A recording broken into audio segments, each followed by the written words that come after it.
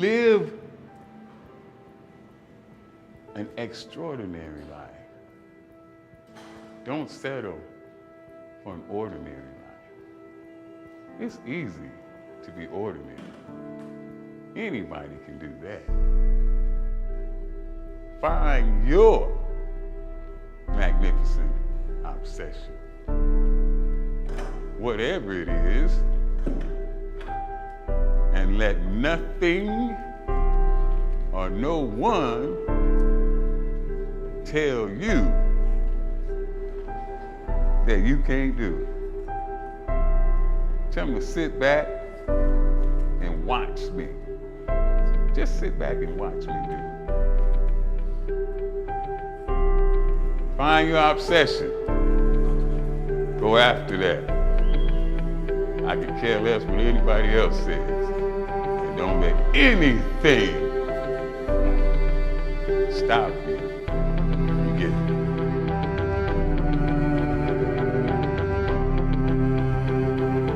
It was my destiny to be king, to be the best.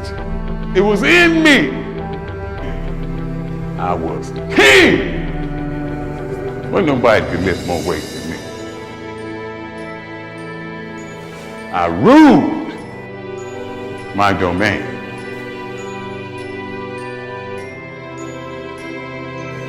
Doctors told me before my last competition, if you go out there,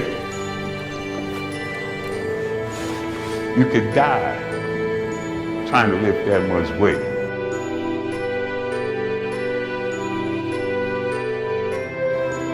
I was faced with death, and I chose gladly. I was happy. It made me, I looked at my doctor like he was crazy.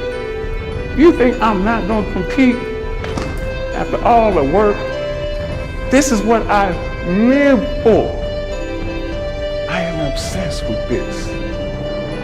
So if it costs my life, if I die in the pursuit of my obsession, my magnificent obsession, then so be it. Today, in front of the largest crowd I ever performed in front of, if I die in pursuit of my magnificent obsession, so be it. Good. I'm glad I went out doing what I love.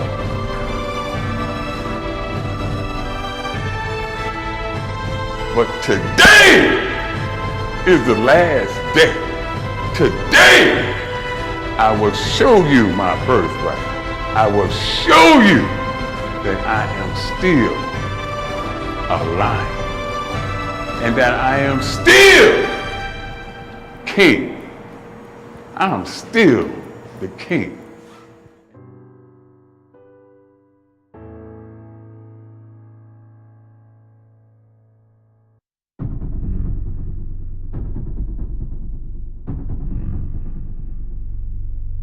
A big challenge or big pressure is like a fire. It's like a raging fire.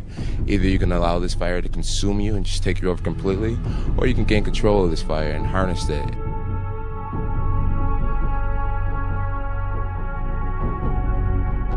I try to get my emotions under control and use this adrenaline to my advantage.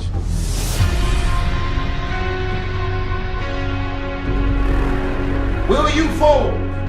Will you give in? Will you rise above it all and unleash your visions and ideas and gifts on the world?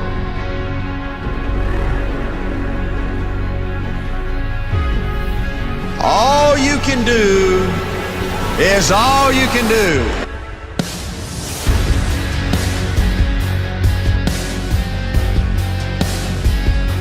So you gotta prepare to win. The first few plays are critical. You gotta hit him hard and show him who's boss.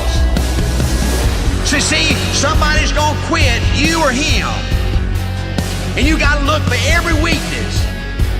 See, when he starts sweating hard, you know you got him on the run, hit him hard, knock him out, we chalk him up.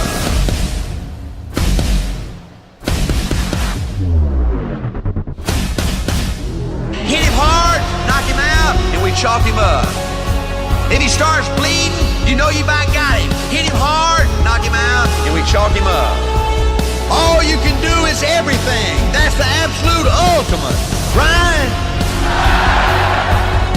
There ain't nothing more than all you can do. That is the absolute maximum. You can't do no more than all you can do. You understand that?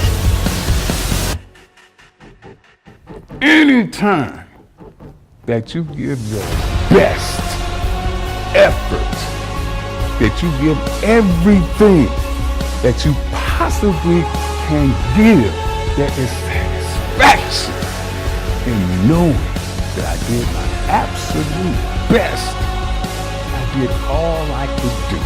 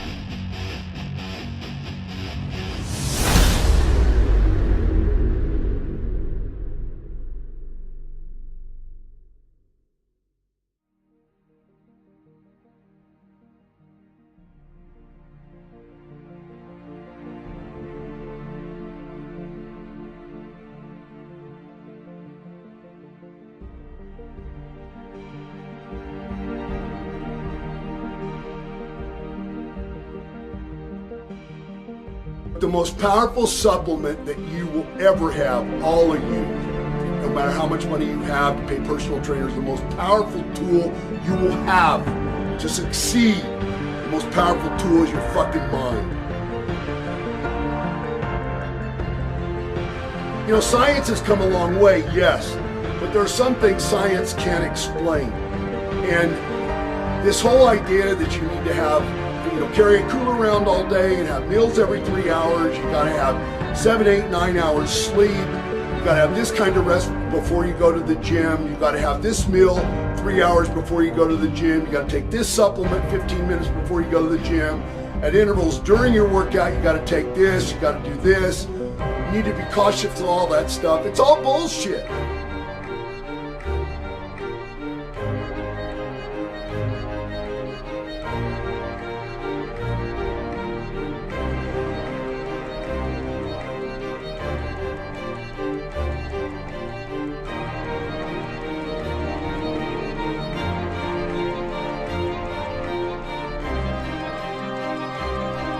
I didn't want to just be a movie star. I wanted to be a great movie star. That's the highest paid movie star and have them off the title billing.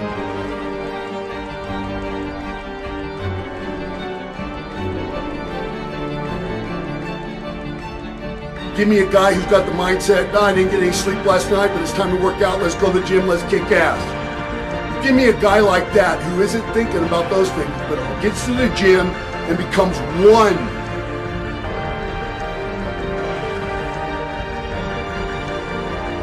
You didn't get as much protein today, you didn't get as much sleep as maybe you should have, those type of things. What does it fucking matter? What does it matter? Don't fucking step down to meet somebody else's silly ass fucking standard that is not backed up by fucking any real world experience. You will always be learning and you will always be starting over. The greatest fucking champions there have ever been still. I always wanted to be very intense. I always wanted to be number one. You never want to fail because you didn't work hard enough. You're thinking too much about the small, you're giving too much attention to the small things that don't really matter, and you're not giving enough attention to the big, broader, more basic things that do. And ask yourselves, who do you want to be? I've always figured out that there's 24 hours a day. You sleep 6 hours. You have 18 hours left. Now I know there's some of you out there now and says, well, wait a minute, I sleep 8 hours or 9 hours. Well, then just sleep faster, I would recommend.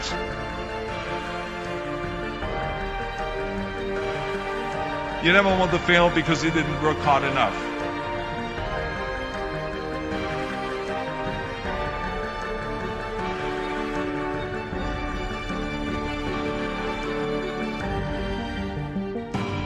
You can't climb the ladder of success with your hands in the pocket.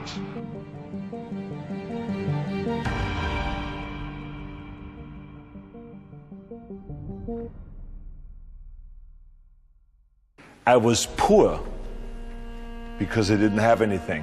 I had no money, I had no things, we had no TV, we had no refrigerator, we had nothing as kids. But I was rich because I had a dream of becoming the greatest bodybuilder, and I had a dream to use bodybuilding as a means to get into films.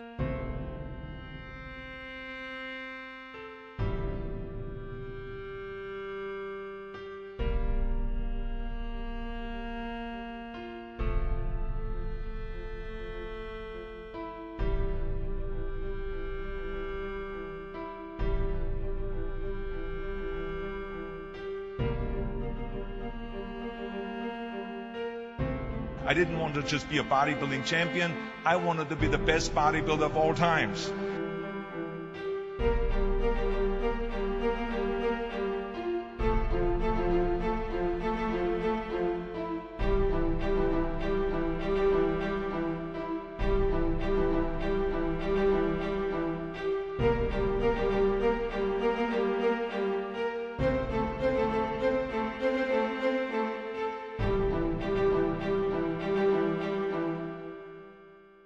Never, ever, ever give up. Chicken Soup for the Soul was rejected by 144 publishers. 144 publishers said, we don't want to publish a collection of short stories. The title's stupid, Chicken Soup for the Soul, what does that mean? People don't buy collections of short stories. There's never been, successful chain of doing that. So literally, we spent 14 months trying to find a publisher. And we'd go to New York with our agent, and eventually our agent gave us the book back and said, I can't sell this. So we went to the National Booksellers Association convention down in Anaheim. We went from booth to booth to booth for 3 days. And there were 4,000 publishers represented there. And we go, would you publish our book? Would you publish our book? Would you publish our book? And we got no, no, no, no, no. It was late on the third day that a little publisher from Florida, after we'd gotten over 144 rejections, said, we'll read it. And then they said, well, how many copies do you think we'll sell? After they said, yeah, we'll buy it. A couple weeks later, they said, we'll publish it. And they said, well, maybe 20,000 if we're lucky. And we said, our goal is to sell 1.5 million in a year and a half. Now, have you ever told someone your dream and had them laugh out loud at you? Now, if we had given up after 100 publishers had said no, I wouldn't be standing here today. Wouldn't have happened. And so you've got to be willing to persevere. Because we didn't take no. See, when the world says no, you say next. So what we have is this endless possibility, but you have to persevere. It's as if the universe tests our commitment. And so today we have 147 titles in print. We sold over 115 million copies. We're in 47 languages. And over $1 billion worth of Chicken Soup for the Soul books have been sold worldwide. So if you're willing to decide what you want, believe it's possible, consciously envision the future, feel the feelings of what it would feel like if you had achieved this goal. You can have anything, and then you take action, both obvious actions and inspired actions. You can do anything.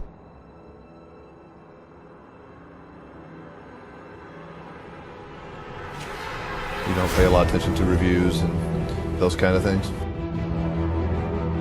Well, you're always affected by opinion, but the more opinions there are of you, the less I look at them, because I just can't live my life based upon what other people think about me. So I can't concern myself too much with what other people think. It's just not healthy. I don't think I could continue to do what I do if I was constantly worrying about what somebody thought about it.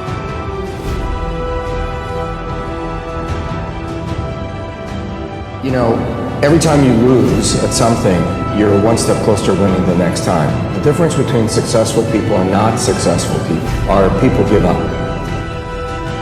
The hardest thing in life to learn is to lose. Winning's easy. You win, you're happy, you get a high five, your friends are happy.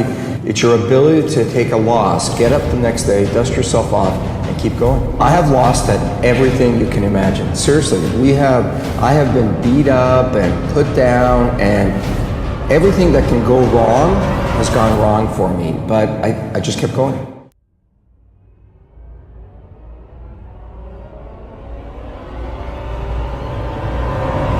In the acting business, you fail all the time. Early on in my career, I auditioned for a part in a Broadway musical. Perfect role for me, I thought. I didn't get the job. But here's the thing. I didn't quit. I didn't fall back. I walked out of there to prepare for the next audition, and the next audition, and the next audition. I prayed. I prayed, and I prayed. But I continued to fail, and fail. So you will catch a break, and I did catch a break. Last year, I did a play called Fences on Broadway. Won the Tony Award.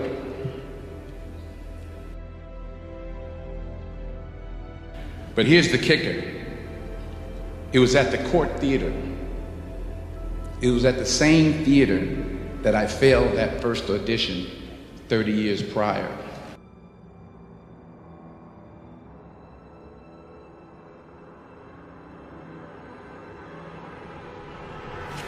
It's your ability to take a loss, get up the next day, dust yourself off, and keep going. I have lost at everything you can imagine. Seriously, I have been beat up and put down, and everything that can go wrong has gone wrong for me, but I just kept going.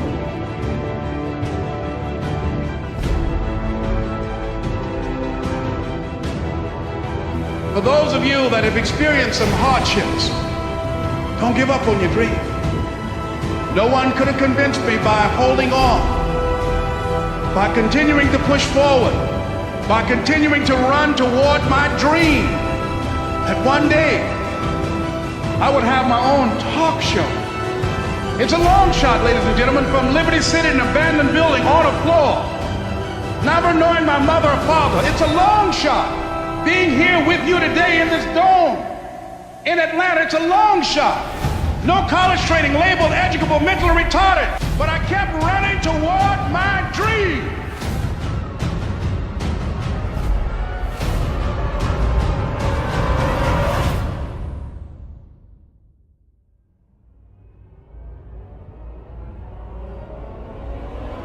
I think I have an insatiable appetite to make things and share things with the world.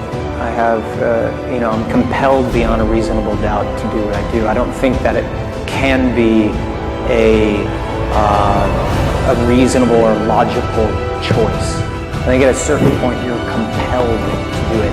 It's too painful, too brutal, too neurotic of a path to take.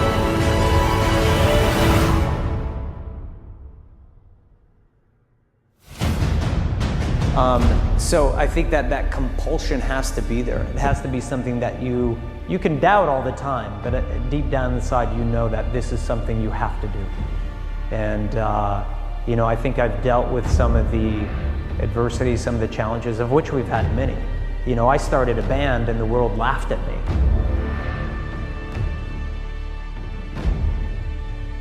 And we've had an incredible life as a result.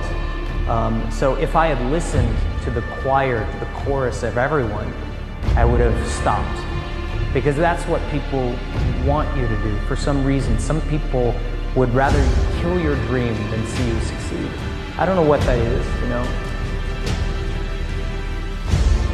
I think it's important to be stubborn and to follow your dreams no matter what.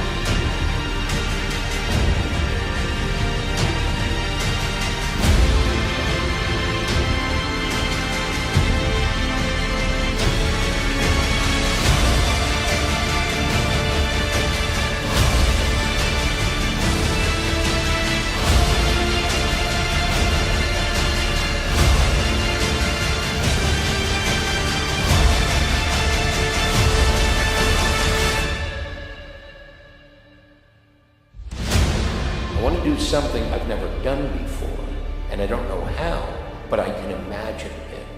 I want to engage in the unknown. I truthfully want to pursue the unknown. And in the pursuit of the unknown, something comes to realization, and I'm never prepared for it. So when I set out to do what I set out to do, I set out to do the impossible. Everybody told me, you're nuts, you can't do that, you can't do that. And that's also consistent with all entrepreneurs. There's always a legion of people who will tell them, you can't do that, and even if you could, why would you? There's so many better things.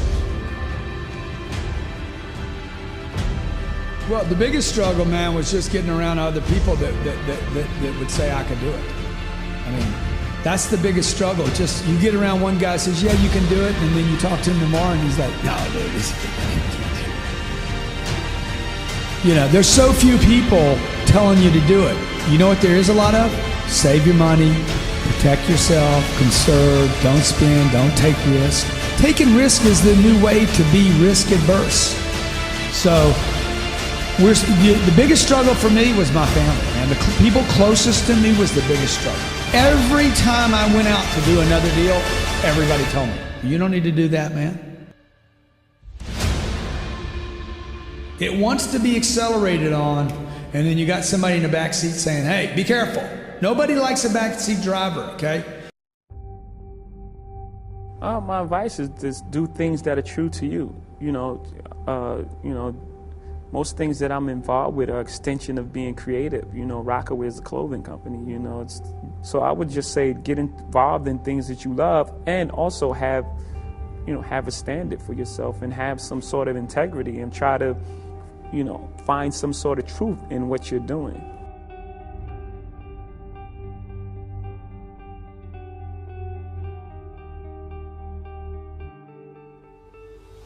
People that build great things in any business, anywhere, they all have one thing in common. They love the process. If you start a building or a company because it's money, and you can't wait to get the building finished so you can have the cash flow, you'll get the building finished and you'll probably have the cash flow. But if you love the idea of creating a building, you love the process of solving the problems, of digging into the details, of tearing up the paper and over again revisiting a room, a lobby, a restaurant, to get it so that it really feels good. If you've got a passion for process, you're the kind of a person, if you're surrounded by good colleagues, then that's a team that produces superior projects.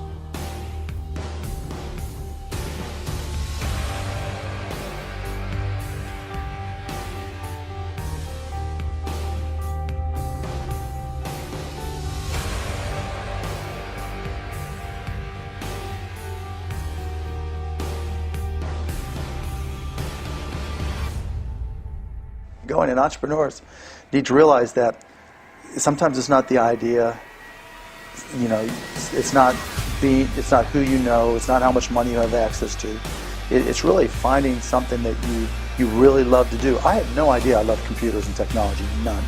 I mean, I took one class in Indiana in computers and I cheated to get through it. It was Fortran, and then I bought a little PC, a 99 4A from Texas Instruments for $99. Started teaching myself to program and found, 4 hours later, 5 hours later, I would look up and I'd been working this entire time and I loved it. And so that was the difference. When I failed a lot of times, and I didn't know where I'd find my success. And then all of a sudden I started playing with PCs and technology and it just clicked.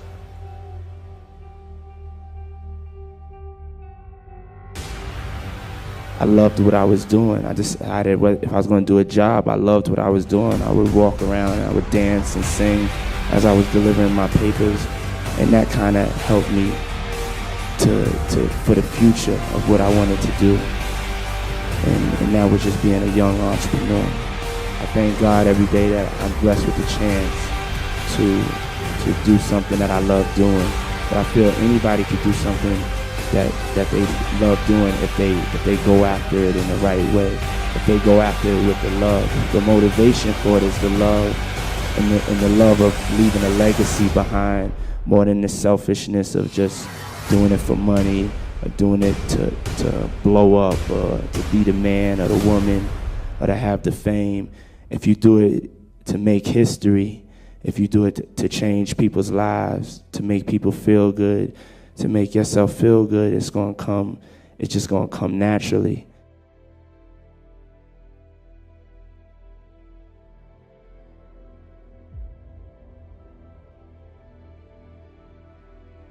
Don't necessarily think that you have to have the home run and the huge Apple computer on your first start.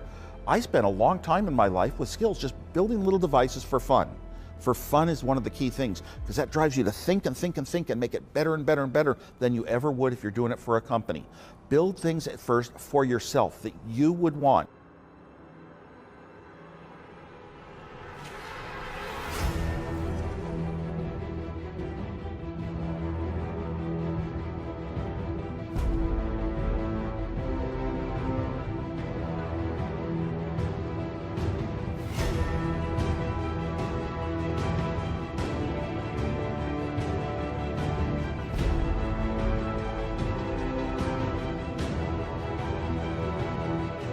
First of all, you have to make sure that this thing is for you and it's who you are and you're built for this, you know, and then you have to give it the passion that's necessary. You know, like I said, I don't do it for the money. The money is going to come. I do it because of the love that I have for it. You know what I'm saying? If I was a plumber or something like that, I still would make hip hop records. That's how much love I have for it. You know, I feel like right now, I've been in the game close to 27 years. And I've actually thought about this just recently. Out of the entire my 27-year career, there's only been 2 weeks that I've been out of the studio. I've never been out of the studio longer than 2 weeks in my entire career. That's how much love I have for this thing that I do.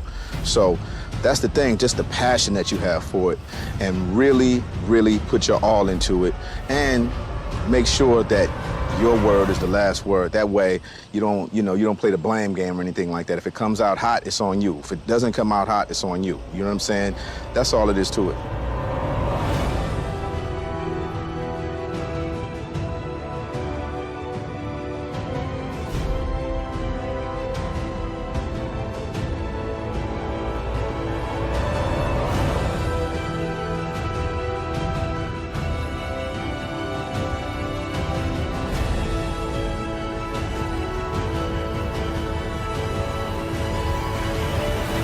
The difference between people who are successful and not are those who are successful seem to know from age of 7 or 8, maybe older, you know, they're very in tune with what they love. I compare it to a voice inside their head.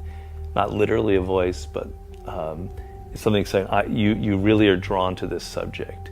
And they hear it throughout their lives. For me, it was writing and books since I was a kid. And you know, anytime I deviated from that love and went into something else, I just was so unhappy. I knew that I wasn't doing the right thing. And so it's just like this voice that keeps drawing you back to what you really, really love.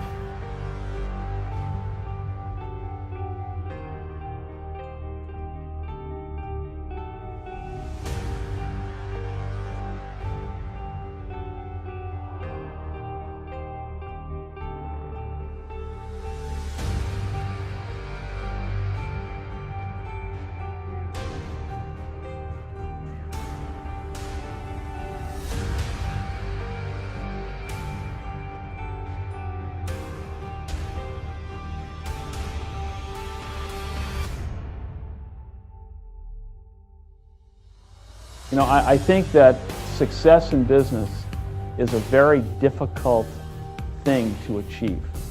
And it's more difficult today probably than any other time, despite the vast number of opportunities.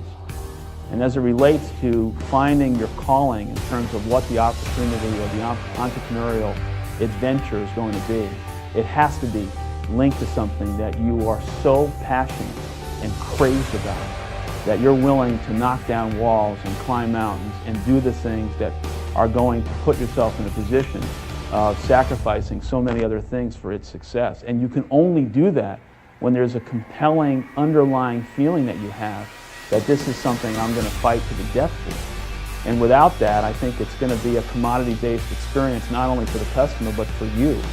And I think you can't really succeed at the levels that you want to unless you find that thing that you're so passionate, excited, and in love with. And I think that because you've got to, along the way, you're going to have to convince so many other people to believe in you and the idea and the opportunity, and the struggle and the obstacles that are going to come can only be overcome by this passion that you have, in which you're going to be able to get people to follow you over those hurdles. I know it sounds a little bit sophomoric, but it's so true.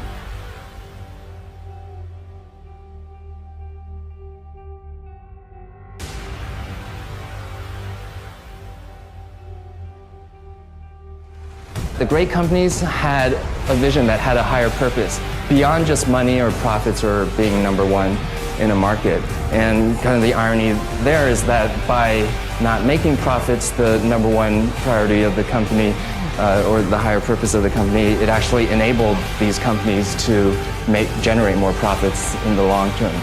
So sometimes when I speak at entrepreneur conferences, I get asked, what's a good market to go into where I can make a lot of money? And my response to them is, instead of thinking about where you can make a lot of money, think about what are you so passionate about doing that you'd be happy doing it for 10 years, and even if you never made a dime, and that's what you should be doing. And kind of the ironic thing is the money will actually follow. So, we've all heard of Craigslist. He didn't set out to make money, he was passionate about the community, and now it's one of the top trafficked websites on the internet. So I like to say, chase the vision, not the money.